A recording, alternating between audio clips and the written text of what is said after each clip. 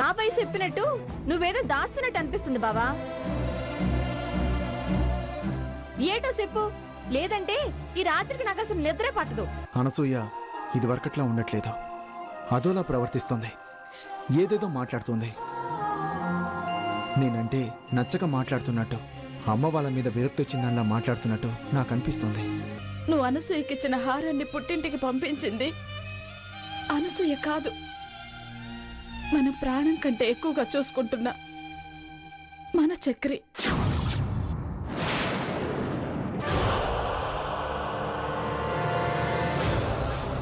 నువ్వు చేసిన తప్పుకు నీకెంత పెద్ద శిక్ష వేసినా తప్పులేదు. బయటికి పంపించాల్సింది అనసూయని కాదు, నిన్ను. వెళ్ళిపో, ఇంట్లోంచి వెళ్ళిపో చక్రి, వెళ్ళిపోరా. మా కళ్ళకు కనిపించినంత దూరంగా వెళ్ళిపోరా, వెళ్ళిపోరా చక్రి, వెళ్ళిపో చక్రి.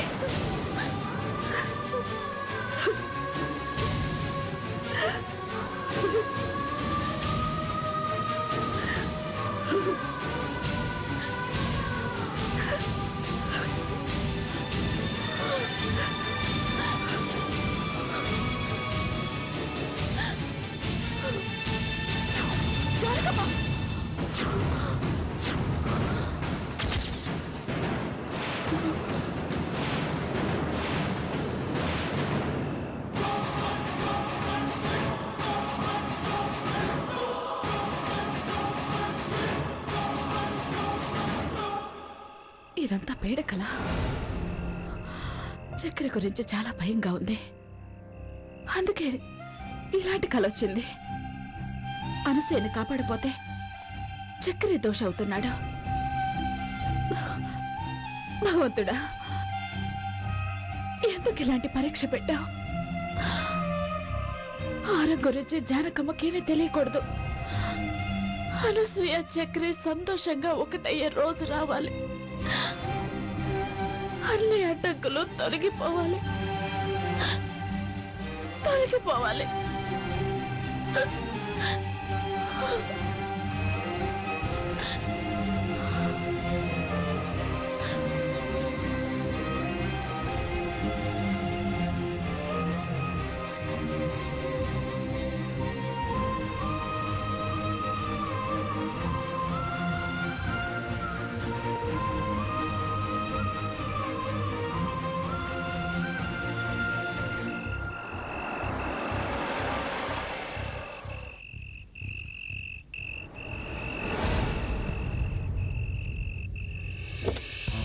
రే కమలా, రండి.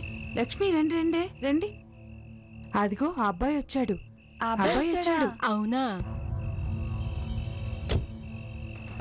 దేవుడే ఇచ్చాడు వీధి ఒక్కటి అన్నట్టుంది అబ్బాయి పరిస్థితి.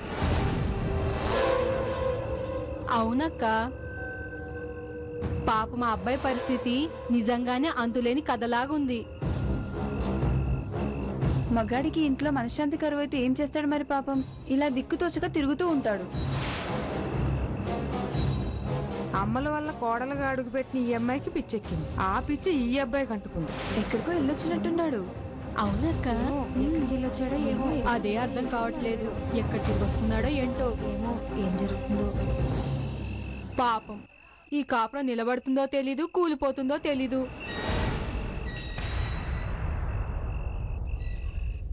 ఏయ్, ఏంటే సరోజ వాగుతున్నారు?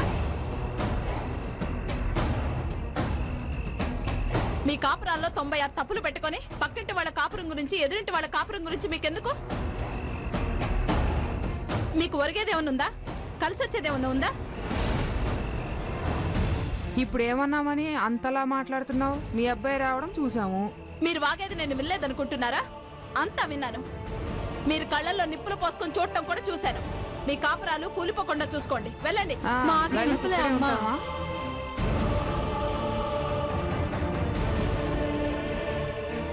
చక్రి,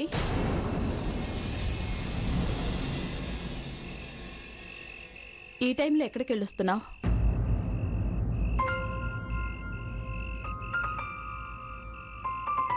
నా మనసేం బాలేదమ్మా. ఎంత దూరం తిరిగొస్తే నీ మనసు కుదుట పడుతుంది?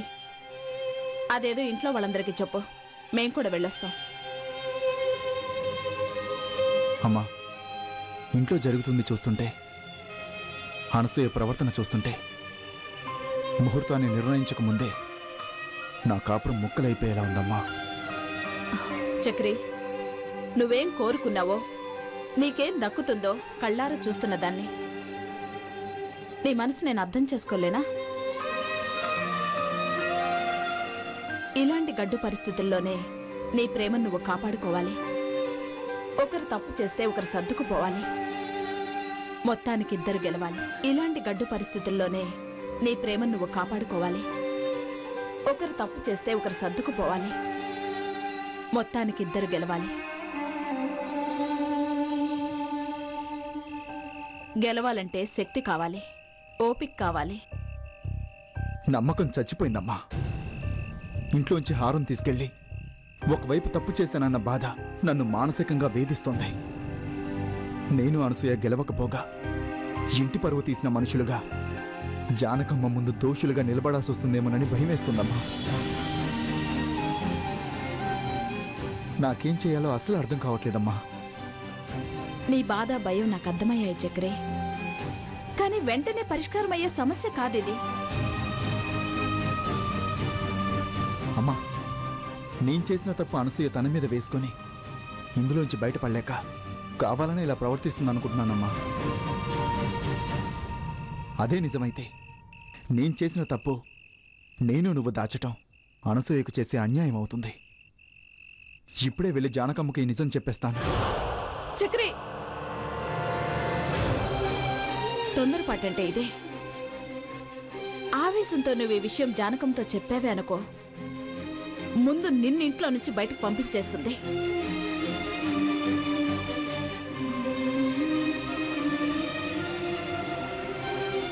నువ్వు దూరమైతే మేం బ్రతకగలమా?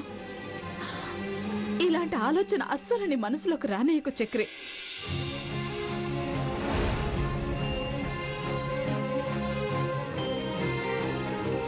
నువ్వు కావాలని తప్పు చేయలేదు. నీ మనసులో ఎలాంటి కల్మషం లేదు కాబట్టే నీ జీవితం బాగుంటుంది చక్రి. పరిస్థితులన్నీ చక్కబడతాయి.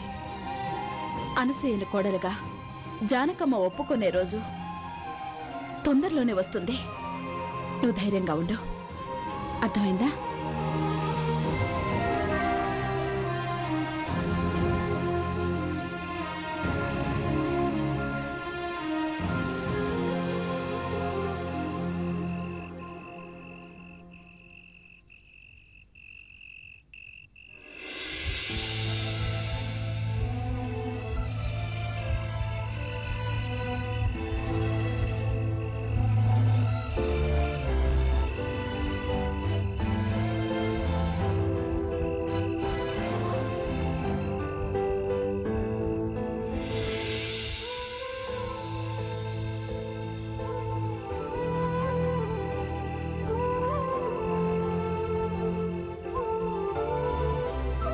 చక్రి, నీతో మాట్లాడాలనుంది. నాలో అనసూయ మాట్లాడితే నా మీద నీ కోపం పోతుంది, కానీ నువ్వు ద్వేషించడమే నాకు కావాలి.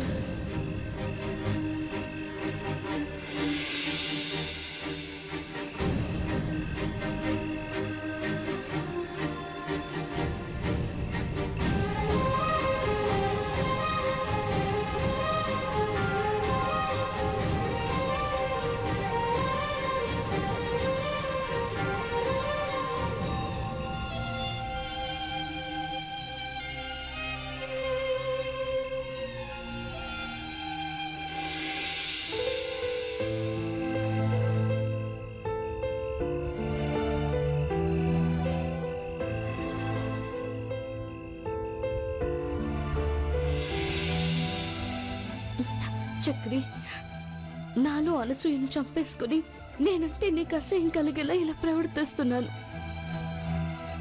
అనసూయ, ఏమన్నా?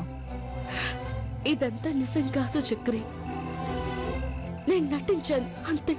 నటించాల్సిన అవసరం నీకేంటి?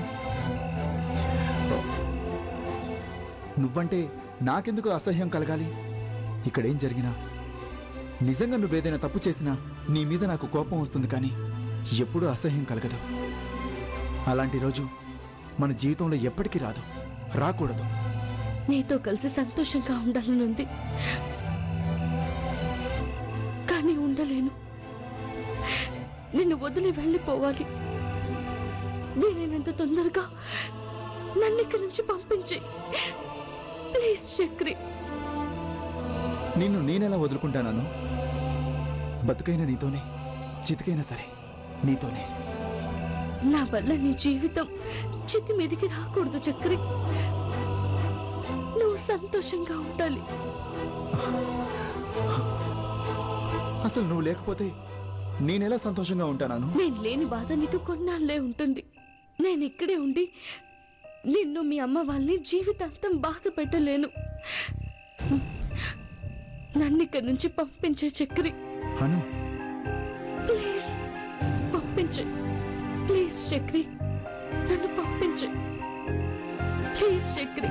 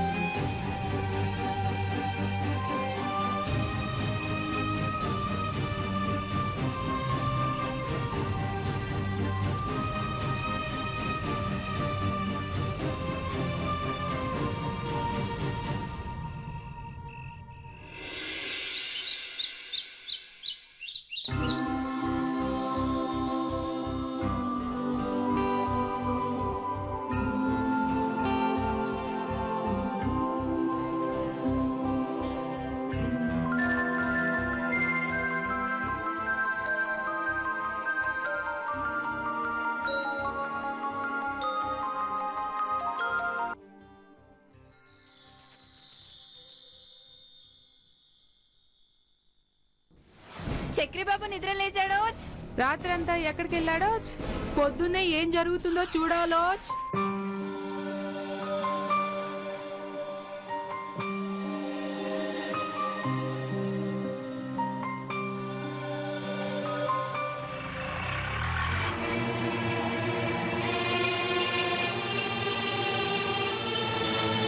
అక్క వీళ్ళు దిగారేంటో? ఇక్కడ ఏం జరుగుతుందంటో? ఇక ప్రతిరోజు మనకు పండగైనో.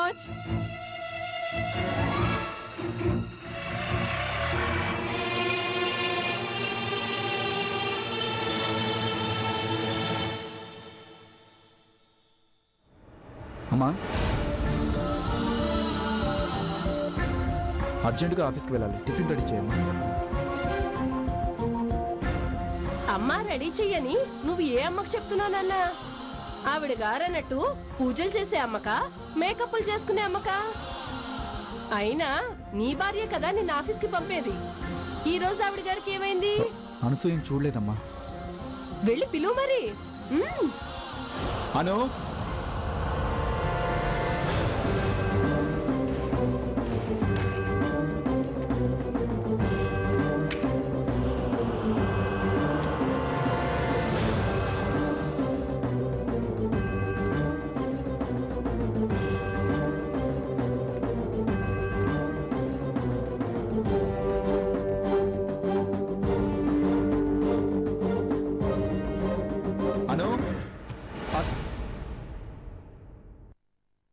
అను, అను, నువ్వు లేచి టిఫిన్ చేసే లోపు లంచ్ టైం అయిపోతుంది. పడుకో, బాగా రెస్ట్ తీసుకో.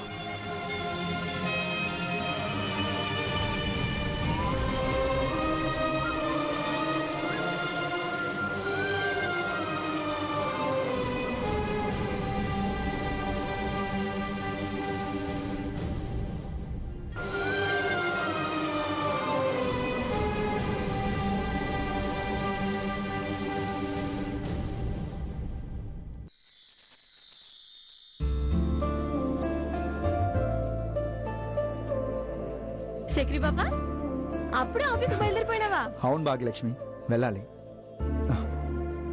మీరేంటి సడన్ గా? బావగారు, మీరు వచ్చినట్టే అక్కని మిమ్మల్ని చూడడానికి మేము వచ్చాం. ఇంతకీ అక్కది బావగారు? నిద్రపోతుంది. అదేటి అనసూయకి ఇంకా నిద్రపోవడం ఏంటి? కోడి కూసేయాలకి నిద్ర లేసిపోద్ది కదా. ఇంకా లేవలేదు భాగ్యలక్ష్మి. ఇదేదో చాలా వింతైనట్టు విడ్డూరమైనట్టు అడుగుతారేంటి? పెళ్లి చూపులకు వచ్చినప్పుడే 10 దాకా నిద్ర లేవలేదు. పెళ్ళైన తర్వాత కూడా అవే బుద్ధులు అవే పద్ధతులు. మొక్కై వంగంది మానే వంగుతుందా? మేడం తప్పుగా అనుకోకండి. మా అక్క మరీ అంత బద్ధకంగా నిద్రపోయేది కాదు. మేము వెళ్ళి చూసొస్తాం. పత్తేజ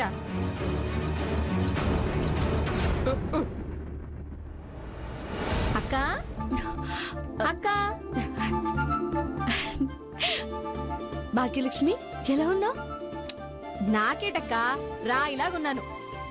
నీకేమైపోయినది? ఇప్పటిదాకా మంచం దిగినదేటి? ఈరోజు ఎందుకో బాగా నిద్ర పట్టేసింది.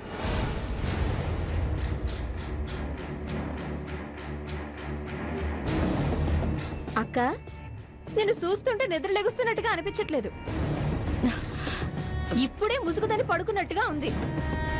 ఏటక్క ఇది? ఏటైనది? అదేం లేదు భాగ్యలక్ష్మి. అక్క ఏదైతే ఉందో దాని లేదంటే ఉన్న దూరం అవడమో లేని దగ్గర అవడమో జరుగుతుంది. నువ్వు ఎలా ఉన్నావో చూసిరమ్మని నాన్నగారు చెప్పారక్క. ఇంట్లో నీకేమైనా సమస్యలు వచ్చాయా చెప్పక్క. అలాంటిది ఏం లేదు తేజ. ఇక నేను చాలా సంతోషంగా ఉన్నాను. అవును, ఏంటి బాక్స్? సున్నుండ్లక్క. బాబాయ్ నీకిచ్చి రమ్మన్నాడు. ముఖ్యంగా నీ ముఖంలో సంతోషం చూసి రమ్మన్నాడు. కానీ నువ్వేమో సంతోషంగా లేవు. పిచ్చి భాగ్యలక్ష్మి, నేను చాలా సంతోషంగా ఉన్నానంటే నమ్మవేంటి? పదండి, బయటికి పదండి. రండి.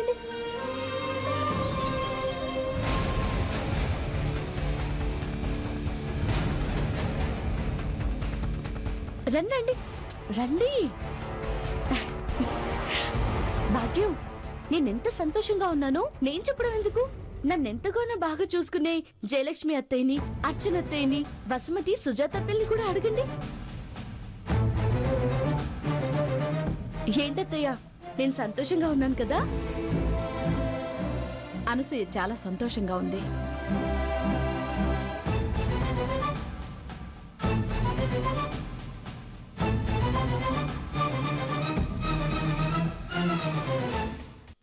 ఇదిగో జానకమ్మ అత్తయ్య కూడా వచ్చేశారు. అందరికన్నా నన్ను బాగా చూసుకునేది, నన్ను బాగా అర్థం చేసుకుంది పెద్దత్తయ్యే.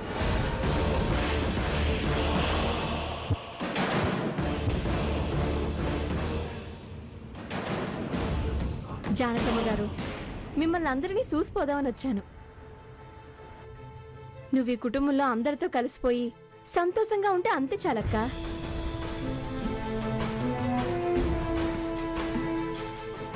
వెళ్ళొస్తా అండి. బయలుదేరుతామక్క. ఉంటానమ్మా.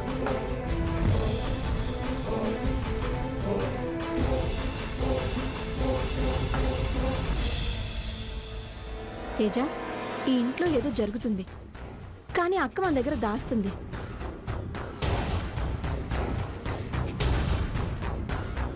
ఈ విషయం మనం చక్రిబాబుని అడిగే తెలుసుకోవాలి.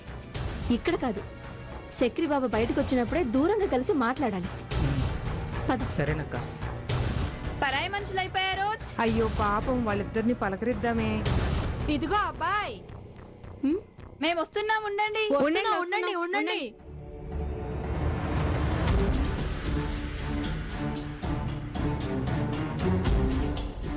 ఏంటి, అనసూయని చూడటానికి వచ్చారా? అవును. ఈ కాలం కోడళ్ళు ఒక్కత్తని భరించడమే చాలా కష్టం.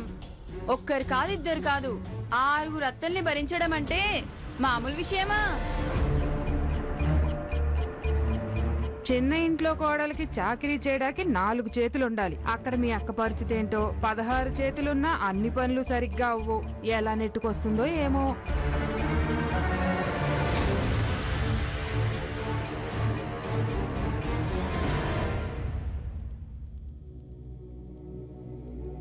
సరోజా,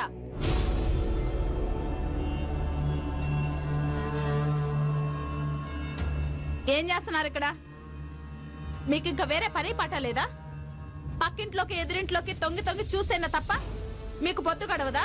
మేమేం తొంగి చూడట్లేదు, పలకరిస్తున్నాం అంతే. పలకరించింది చాలు, వెళ్ళి పని చూసుకోండి. వెళ్ళండి. ఏదో మేం కొంపలార్పేస్తున్నట్టు అంతలా మాట్లాడతావేంటమ్మా? మీరు ఆర్పే రకం కాదు, నిప్పంటించే రకం. వెళ్ళి పని చూసుకోండి. చెప్పొచ్చావులే. పదండి, మనకెందుకు. మీరెళ్ళండి అమ్మా.